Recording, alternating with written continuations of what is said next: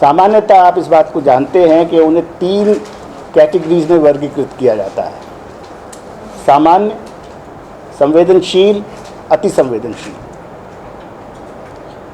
हमने सुरक्षा की दृष्टि से एक कैटेगरी और बनाई है, और वो कैटेगरी है अति संवेदनशील प्लस।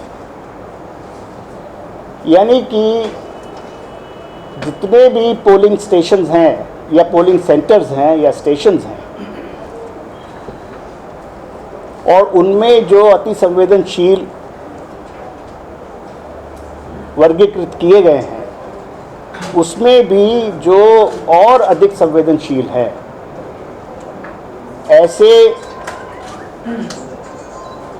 मतदाता सेंटर्स और पोलिंग बूथ्स की सूची बनाने के लिए कहा गया है। और ये भी कहा गया है कि इसकी संख्या जो कुल मतदान सेंटर्स हैं उनकी संख्या से 10% से ज़्यादा ना हो, यानी उसके 10% के नीचे ही ये संख्या रहे। और ऐसे सब पोलिंग सेंटर्स और पोलिंग बूथ्स, इन सब का अनिवार्य रूप से वीडियोग्राफी कराई जाएगी। ये भी निर्देश दिए गए हैं कि वीडियोग्राफी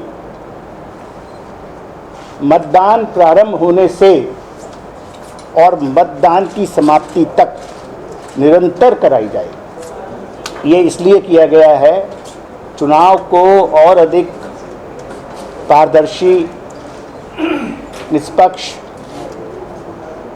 और शांतिपूर्ण बनाने के लिए ये हमने एक नया कदम उठाया है, और कदाचित शायद ये पहली बार इस तरीके का वर्गीकरण हुआ है।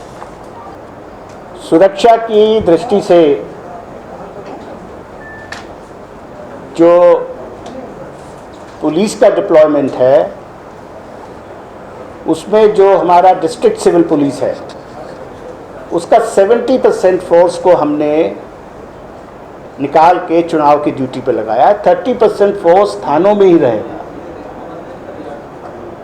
ये ज़रूरी है कि थानों में भी पुलिस फोर्स रहे, तो 70% फोर्स को निकाल के चुनाव के लिए डिप्लॉय किया गया है, और ये संख्या 81,068 है।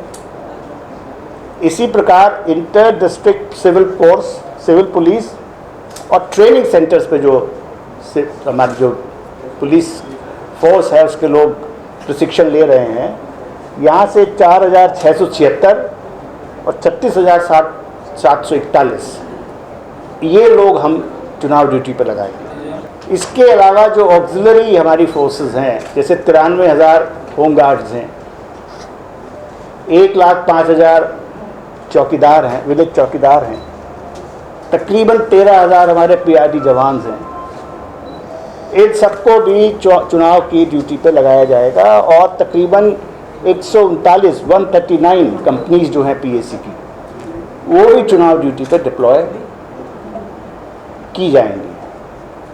हमने कोशिश की है कि हम एक मजबूत व्यवस्था करें, और मुझे ऐसी आशा है कि पंचायत चुनाव जो है हमारे, जो प्रथम भाग के चुनाव हैं, ये निष्पक्ष, पारदर्शी और शांतिपूर्ण तरीके से हो जाएंगे।